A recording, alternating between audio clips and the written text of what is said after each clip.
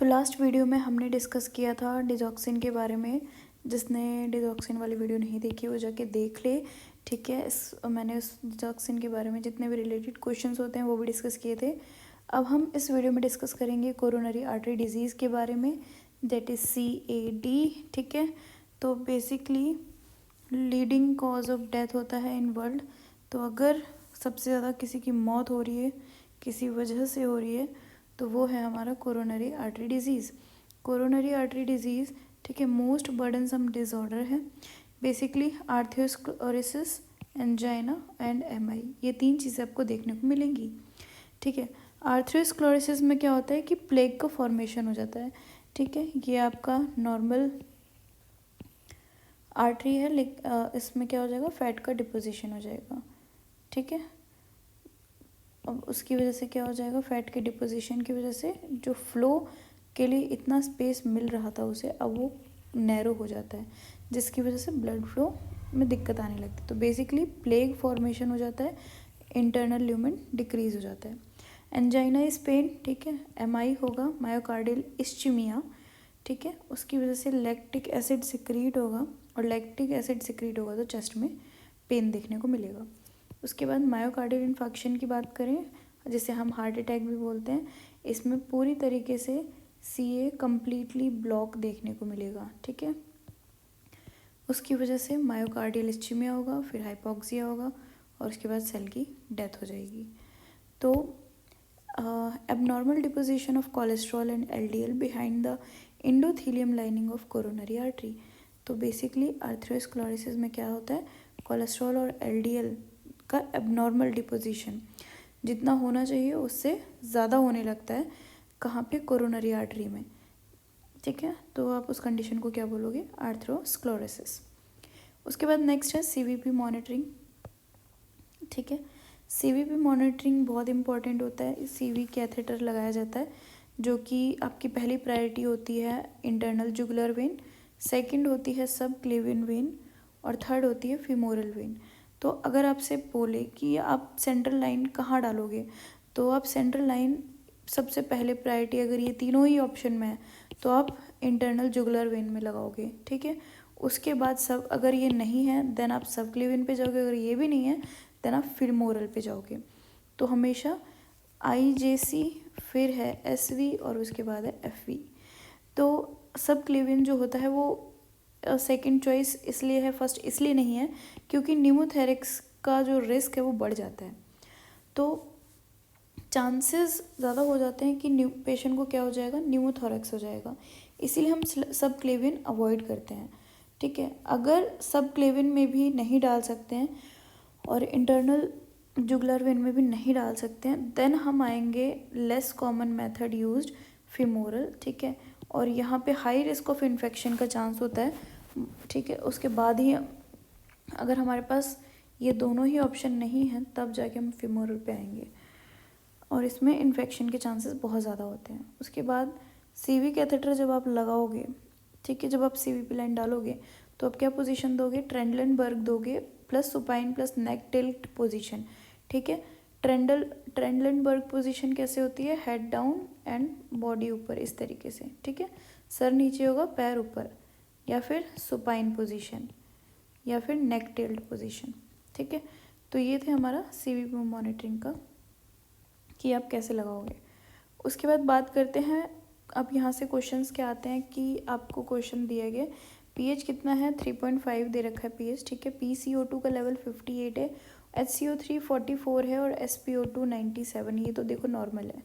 HCO3 और PO2 ये दोनों ही एबनॉर्मल यहाँ पे देखने को मिल रहे हैं। जो इनकी नॉर्मल वैल्यू होती है वो होती है हमारी पास 35 to 45, और इसकी होती है 18 कुछ होते, 1 मिनट, इसकी आई एम नॉट श्योर, इसकी 18-20 के आसपास होती है, ठीक है। सॉरी हाँ, 21 to 28 होती है। HCO3 की होती है 21 to 28, ठीक है, और इसकी होती है 35 to 45। तो अब हमें क्या देखना है, देखो pH हमें क्या देखने को मिल रहा है, नॉर्मल 7.35 to 45, ये हमारा नॉर्मल वैल्यू होता है।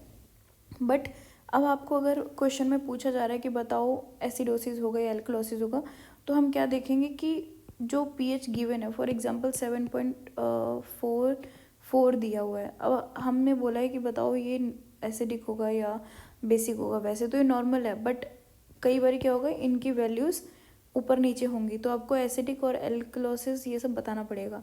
तो इसमें आप क्या देखोगे कि ये किस तरफ ज़्यादा जा रहा है, यानी कि किसके ज़्यादा क्लोज है, बेसिक के या एसिडिक के। तो देखो 7.45 नॉर्मल है, ठीक है, लास्ट नॉर्मल है। तो उससे अगर 4.6 हो जाएगा तो किस में आ जाएगा, एल्कलोसिस में आ जाएगा। तो ये 3.5 के क्लोज है, 7.35 के क्लोज है या 4.5 के, तो ये 4.5 के ज़्यादा क्लोज है, इसीलिए हम इसको क्या कंसीडर करेंगे, एल्कलोसिस कंसीडर करेंगे। इसलिए यहाँ पे 3.5 से अगर 3.4 हो जाएगा तो किस कैटेगरी में आ जाता है, एसिडोसिस की कैटेगरी में आ जाता है। तो इसीलिए जो ये 3.5 है किसके ज़्यादा क्लोज है, एसिडिक के, इसीलिए हमारा ये क्या हो जाएगा, एसिडिक, ठीक है। उसके बाद जो PCO2 हमें दिया हुआ है वो इंक्रीज़ हो रहा है, ठीक है, नॉर्मल वैल्यू से, और HCO3 भी हमारा इंक्रीज़ हो रहा है। अब यहाँ पे देखो क्या है कि पीएच का नॉर्मल वैल्यू इतना होता है, जो पीएच होता है वो हमारा किसके डायरेक्टली प्रोपोर्शनल होता है, HCO3 के, ठीक है। पीएच बढ़ेगा तो HCO3 भी बढ़ेगा, और पीएच किसके इन्वर्सली प्रोपोर्शनल होता है, कार्बन डाइऑक्साइड के। अगर ये बढ़ेगा तो ये क्या होगा, घटेगा। इसी तरीके से काम चलेगा। तो यहाँ पे आप क्या देख रहे हो कि पीएच घट रहा है, एसिडिक हो रहा है, ठीक है, और आप यहाँ पे ये भी देख रहे हो कि कार्बन डाइऑक्साइड बढ़ रहा है, ठीक है। तो इसका मतलब क्या है, इसका मतलब ये है कि ये रेस्पिरेटरी एसिडोसिस को शो कर रहा है, ठीक है, क्योंकि आपको यहाँ पे CO2 का लेवल बढ़ते हुए देखने को मिल रहा है। उसके बाद जो नॉर्मल ब्लड कोलेस्ट्रॉल लेवल होता है, सबसे पहले हम पीएच के बाद कार्बन डाइऑक्साइड की वैल्यू देखते हैं, और उसके बाद हम HCO3 देखते हैं, ठीक है। हमने एसिडोसिस का पता तो लगा लिया था, इससे हमें क्या पता चलता है कि ये मेटाबॉलिक है या रेस्पिरेटरी है। अगर ये नॉर्मल होता तो हम इस पे आते और ये देखते कि अरे इसका वैल्यू बढ़ा हुआ है या घटा हुआ है, फिर हम इसे कंसीडर करते कि ये मेटाबॉलिक है, ठीक है। उसके बाद जो नॉर्मल ब्लड कोलेस्ट्रॉल होता है वो लेस देन 20 होता है। अगर 200 से कम होगा, लेस देन 200 होगा, देन हमारा वो नॉर्मल ब्लड कोलेस्ट्रॉल है। अगर कोलेस्ट्रॉल 200 से ज़्यादा है देन फिर दिक्कत वाली बात है। उसके बाद HDL और LDL, ठीक है, ये दो हमारे कोलेस्ट्रॉल के ही पार्ट हैं। तो HDL जो होता है वो हमारा गुड कोलेस्ट्रॉल होता है, अच्छा वाला। अगर HDL का लेवल ज़्यादा है तो बहुत अच्छी बात है, बट अगर HDL का लेवल कम है, किससे, 40 से, और LDL का लेवल 150 से ज़्यादा है, तो ये तीनों ही कंडीशन क्या हो जाती हैं, एबनॉर्मल हो जाती हैं, और किसको लीड करती हैं, आर्टेरियोस्क्लेरोसिस को। इस तरीके से प्लेग फॉर्मेशन दिखेगा, जो ब्लड का फ्लो है नैरो हो जाएगा, जिसकी वजह से काफ़ी दिक्कतें आपको देखने को मिलेंगी, ठीक है, हार्ट अटैक वगैरह ये सब चीज़ें आ जाती हैं। तो ये देखो आर्थ्रोस्क्लेरोसिस में क्या होता है, आर्थ्रोस्क्लेरोसिस में यहाँ पे ये क्या हो गया, आर्टरी है, कोरोनरी आर्टरी, यहाँ पे क्या हो गया, प्लेग का फॉर्मेशन हो गया है। अब यहाँ पे उसको काफ़ी ज़्यादा जगह मिल रही थी ब्लड को जाने के लिए, अब यहाँ पे धीरे धीरे क्या होता जा रहा है, कम होते जा रहा है ना। तो ये जो है इस 10 ईयर में इतना हुआ, 20 ईयर में, 50 ईयर में इतना, ये फर्दर इसका आगे कैटेगराइज हो रहा है। तो ये कॉम्प्लिकेशन बढ़ती जाएगी, एक टाइम पे हो सकता है ये पूरा यहाँ तक आ जाए और ये पूरा ब्लॉक कर दे आर्टरी, फिर तो ब्लड इधर से इधर जा ही नहीं पाएगा। तो आप वो जो देखते हो ना, सुनते हो कि कितना ब्लॉक था आर्टरीज, है ना, तो वो यही होता है, ऐसे ही होता है। उसके बाद हम देखो कोलेस्ट्रॉल में देखेंगे, कोलेस्ट्रॉल और HDL का लेवल। तो basically more than 3.5 leads to CAD। अगर 3.5 से ज़्यादा आपको देखने को मिल रहा है देन वो क्या शो करेगा कि इसको कोरोनरी आर्टरी डिजीज़ हो गया है। एग्जाम्पल हमारे पास ये कितना है, 200 फैट है बॉडी में, और 70 कितना है हमारा HDL है। डिवाइड करोगे क्या आ जाएगा, 2.7 आ जाएगा। तो ये क्या है, नॉर्मल है। हमें किससे ज़्यादा चाहिए, 3.5 से ज़्यादा चाहिए। अगर 3.5 से ज़्यादा आएगा देन वो क्या होगा, एबनॉर्मल होगा, ठीक है। उसके बाद कोलेस्ट्रॉल और LDL प्लस मैक्रोफेज क्या शो करेंगे, इन्फ्लेमेटरी रिस्पॉन्स शो करेंगे। जब आप भागते हो तो सिंपैथेटिक नर्वस सिस्टम एक्टिवेट होता है, जिसकी वजह से कोरोनरी आर्टरी डायलेट होती है और जो ब्लड होता है वो इंक्रीज़ होता है मायोकार्डियम में, ठीक है। जब आप भाग रहे हो आपको ऑक्सीजन की ज़्यादा डिमांड होती है कंपेरेटिवली आप जब नॉर्मल बैठे हुए हो, कुछ नहीं कर रहे हो, है ना। तो इसी वजह से आपको आगे फॉर एक जिसको भी आर्थरोस्क्लेरोसिस होता है वो जब भी भागेगा उसकी सांस बहुत फूलने लगेगी, है ना। ऑक्सीजन की सप्लाई जो होती है वो अचानक से इंक्रीज होती है, तो ब्रीथिंग रेट और रेस्पिरेशन रेट भी उसके बढ़ जाते हैं। But in case of atherosclerosis में जो कोरोनरी आर्टरी वो डायलेट नहीं होगी, तो ऑक्सीजन डिमांड तो इंक्रीज हो रही है पर ऑक्सीजन क्या है उतनी पहुंच ही नहीं रही है, उतना उसको मिल ही नहीं रहा है। तो क्या हो सकता है, उसके बाद MI के चांसेस आ सकते हैं कि उसको हार्ट अटैक आ जाए, है ना। तो देखो अगर ये जो कोलेस्ट्रॉल, ये जो डिपोजिशन आप देख रहे थे यहाँ पे जो डिपोजिशन हो रखा है, प्लेग फॉर्मेशन हो रहा है, अगर ये रप्चर हो जाए तो जो कोलेजन है वो एक्सपोज हो जाएगा ब्लड में, यानी कि अभी तक तो ब्लड नॉर्मल अपने मज़े में घूम रहा था, अब उसके साथ में क्या आ रहा है, कोलेजन भी आ रहा है, जिसकी वजह से क्या होगा, प्लेटलेट्स ब्लॉक्स द पैसेज। अब ये नॉर्मल हमारी आर्टरी थी, ठीक है, अब इसमें यहाँ पे क्या हो गया, ये रप्चर हो गया इस तरीके से। अब यहाँ पे क्या आ रहा है, कोलेजन भी आ रहा है। अब ये क्या करेगा, यहाँ पे प्लेटलेट का इस तरीके से फॉर्मेशन कर देगा और ये क्या कर सकता है, इस पैसेज को ब्लॉक कर सकता है, जिसकी वजह से अल्टीमेटली आपको क्या देखने को मिलेगा, MI देखने को मिलेगा, that is myocardial infection, heart attack. तो हार्ट अटैक इसी तरीके से अराइज होता है। आर्थरोस्क्लेरोसिस क्या होता है, आर्थरोस्क्लेरोसिस हमने बता दिया कि abnormal deposition of cholesterol and LDL behind endothelium lining of coronary artery. जो इंडोथीलियम लाइनिंग है वहाँ पे आपको क्या देखने को मिल जाएगा, उसके पीछे बेसिकली LDL और कोलेस्ट्रॉल का डिपोजिशन देखने को मिलेगा, जो कि नॉर्मल नहीं है, कैसा है, एबनॉर्मल है।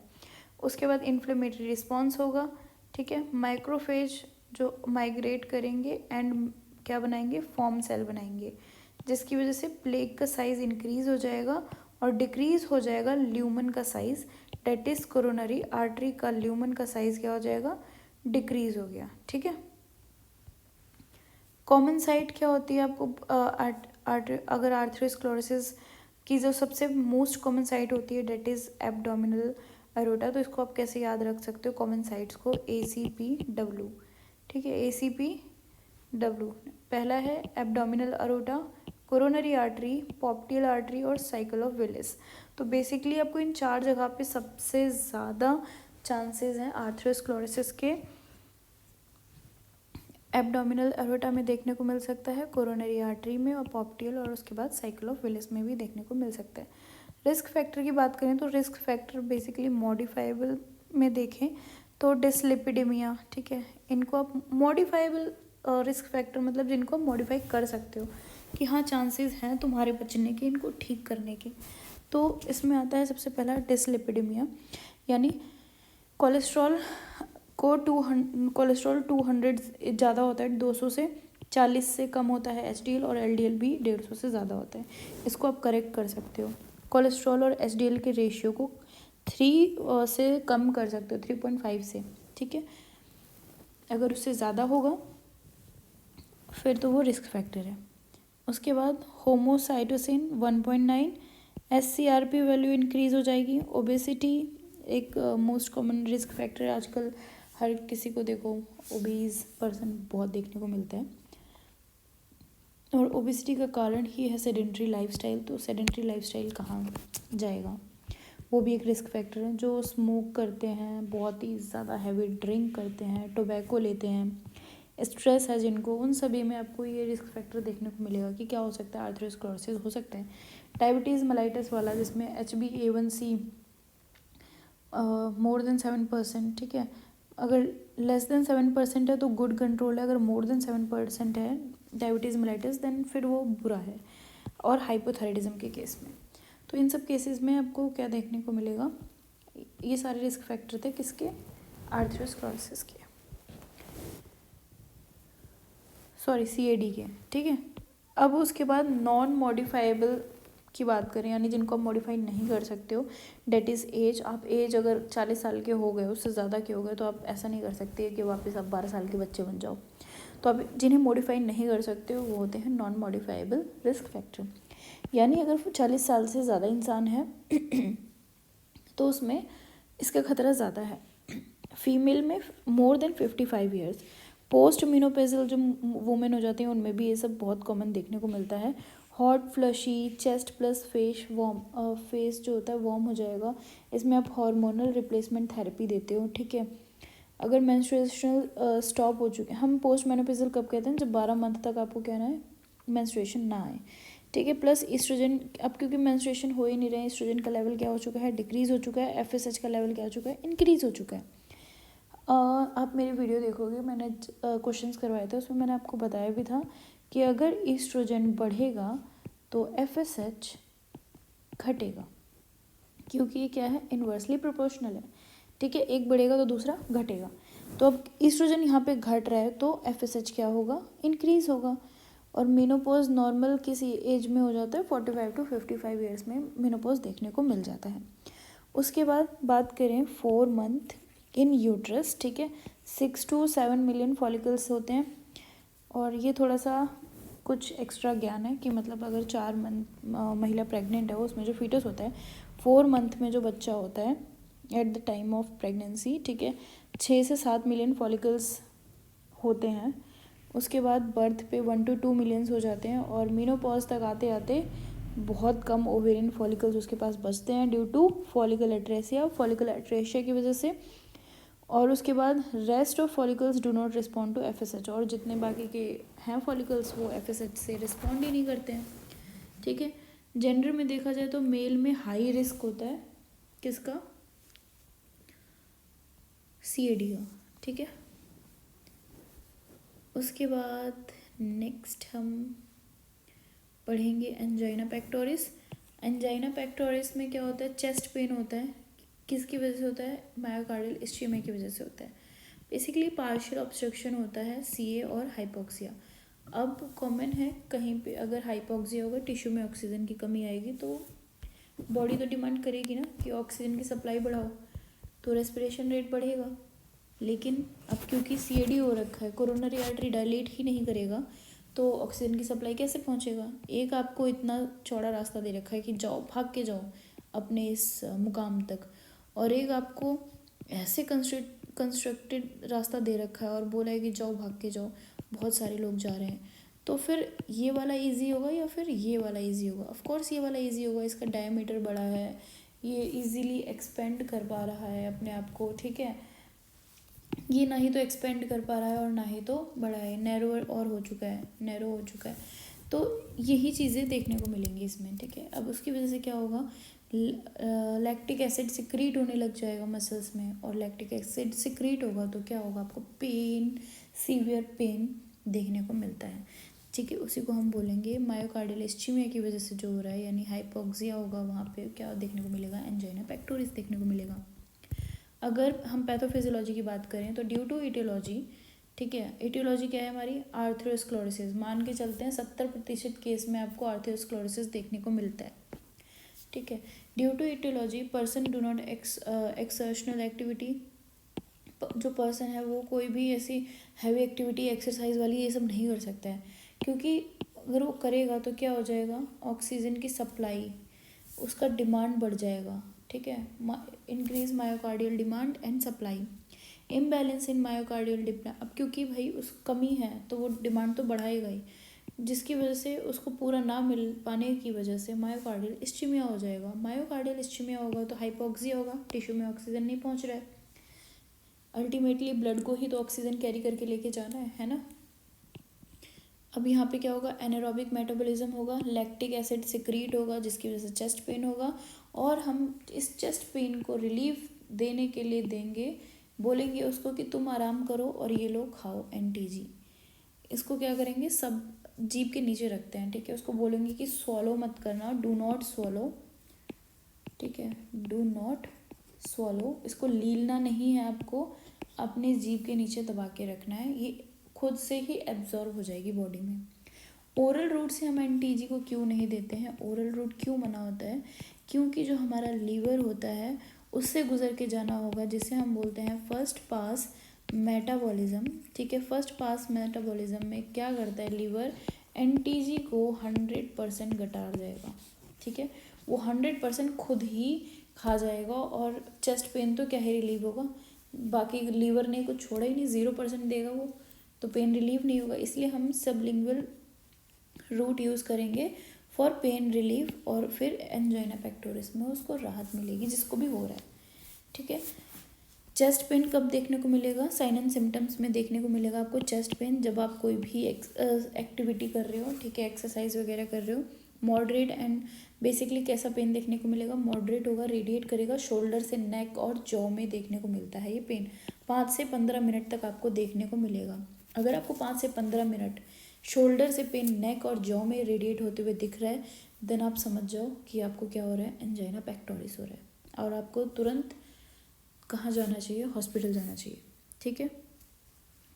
और ये पेन कहाँ होगा? Substernal pain. इसमें आपको ऐसा लगेगा क्रशिंग और स्क्वीजिंग, ऐसा लग रहा है कोई निचोड़ दे रहा है, कोई बहुत ही मतलब दबा रहा है, ऐसा वाला पेन होगा आपको। Right hand direct toward heart, और कहाँ पे फील होगा आपको? राइट हैंड से कहाँ जाते हुए? हार्ट की तरफ जाते हुए देखने को मिलेगा। बेसिकली जब आप रेस्ट करोगे पेन में आराम मिलेगा, या फिर आप सब लिंगुअली क्या लोगे? एंटीजी लोगे, तब भी आपको आराम मिलेगा। और क्या देखने को मिलेगा? एंजाइटी देखने को मिल सकती है, आप रेस्टलेसनेस फील करोगे, टैकीकार्डिया हो सकता है, पाल्पिटेशन, ये सब चीज़ें आपको देखने को मिल सकती हैं। ये तो थे हमारे sign and symptom angina pectoris के।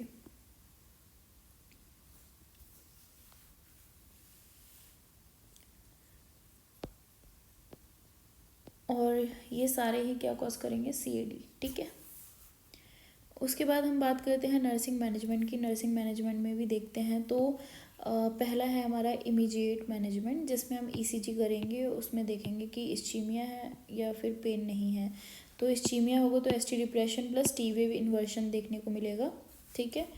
और नो पेन और नो इस्चीमिया क्या देखने को मिलेगा? WNL ECG. दूसरा हम क्या करवाएंगे? ईसीजी तो हमने कर लिया, इमीडिएट तो हमें ईसीजी करना ही है। और उसके बाद भी अगर कुछ नहीं मिल रहा है तो हम उसको बोलेंगे कि तुम करो एक्सरसाइज टॉलरेंस टेस्ट और ट्रेडमिल टेस्ट, ठीक है। एक्सरसाइज टेस्ट और ट्रेडमिल टेस्ट में क्या होता है कि पेशेंट स्टैंड होता है ट्रेडमिल पे और अटैच करता है ईसीजी, जितने भी होंगे वो सारे उसके चेस्ट पे इलेक्ट्रोड्स को प्लेस किया जाएगा, देन बीपी कफ, एंड उसके बाद मोटिवेट किया जाएगा रनिंग के लिए कि अब भागो। और फिर उसके बाद उसकी कार्डियक एक्टिविटी इंक्रीज़ होगी, और फिर हम देखेंगे कि नॉर्मल इंसान कि उसमें जितनी कार्डियक एक्टिविटी होती है, मतलब जितना देखने को मिलता है, क्या ये उतना हो रहा है उसकी बॉडी में? नहीं होगा। ऑफ कोर्स ऑब्स्ट्रक्शन देखने को मिलेगा, कोरोनरी आर्टरी डायलेट नहीं करेगी तो क्या हो जाएगा? वहाँ पे मायोकार्डियल इस्चीमिया देखने को मिलेगा। ईसीजी में आपको एसटी डिप्रेशन देखने को मिल जाएगा, एसटी डिप्रेशन। उसके बाद थर्ड आप तरीका यूज़ कर सकते हो मल्टी डिटेक्टर सीटी स्कैन, ठीक है। Agatston score severity, Duke score, lipid score और हेमोलाइसिस एंड HSCRP, ठीक है। तो ये सारे थे आपके कि आप कैसे मैनेजमेंट कर सकते हो, पता कैसे लगाओगे? पता लगाओगे तभी मैनेज करोगे।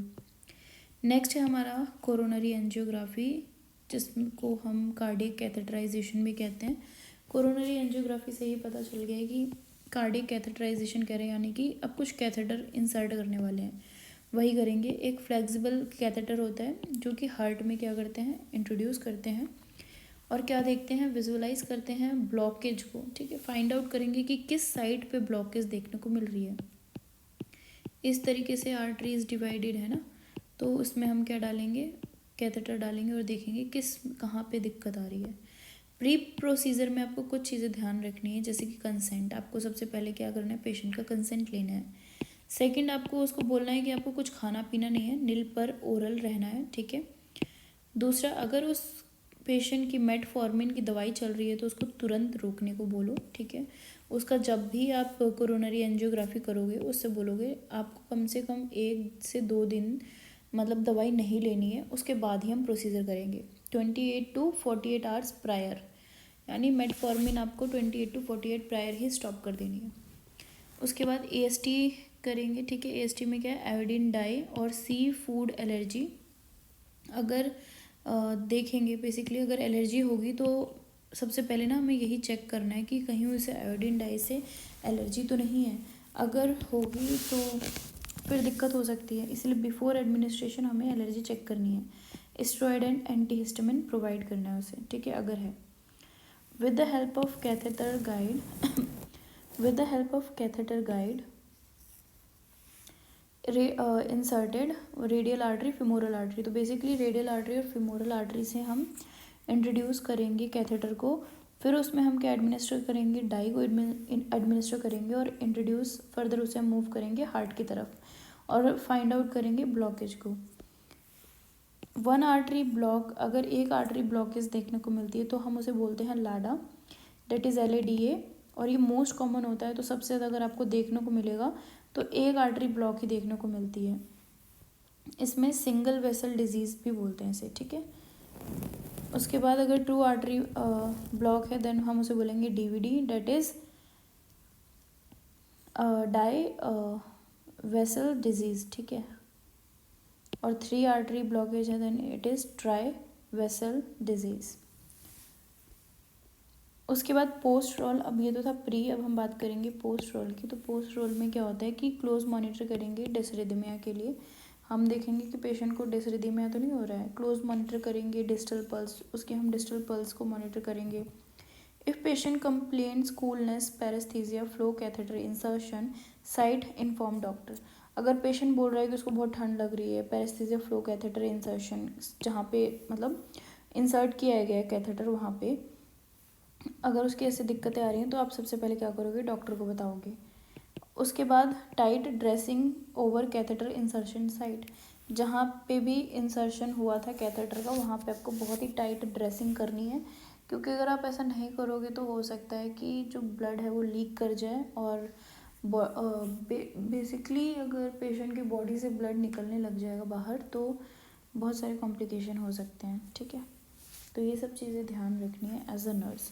उसके बाद चेस्ट पेन के लिए जो बायोमार्कर होता है अब हम उसे डिस्कस करेंगे। तो चेस्ट पेन का जो बायोमार्कर होता है वो होता है हमारा ट्रोपोनिन, ठीक है, TROP-T, TROP-I, ये सब यूज़ करते हैं ना, that is troponin. CKMB, myoglobin and CD4। तो बेसिकली अगर इनमें से किसी का भी एलिवेट आपको देखने को मिलता है वैल्यू, तो वो क्या कॉज करेगा, MI कॉज करेगा। समझ जाना उसको क्या होने वाला है, MI होने वाला है, ठीक है। नॉर्मल वैल्यू अगर होगी तो कोई भी MI और एंजाइना प्रेजेंट नहीं है, ये शो करता है। मोस्ट कॉमन बायोमार्कर जो हम यूज़ करते हैं वो ट्रोपोनिन यूज़ करते हैं, TROP-T, TROP-I यूज़ करेंगे। सबसे ज़्यादा अगर देखा जाए तो TROP-I यूज़ करते हैं, ठीक है। उसके बाद TROP-T देखेंगे। एंजाइना में भी देखो एक्यूट फेज होता है और बहुत सारे टाइप के एंजाइना हैं, ठीक है, टाइप्स भी हैं इसके। तो एंजाइना को हम पढ़ेंगे नेक्स्ट वीडियो में। अभी के लिए यहीं तक, ठीक है।